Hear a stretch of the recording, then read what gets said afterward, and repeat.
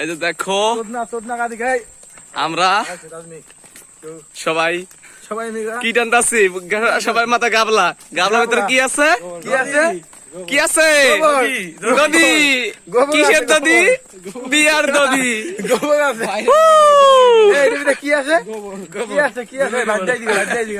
ভাই এর ভিতরে কি আছে?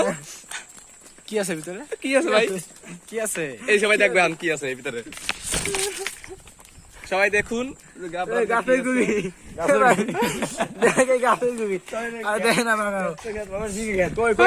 এই আমার রমজান ভাই কই?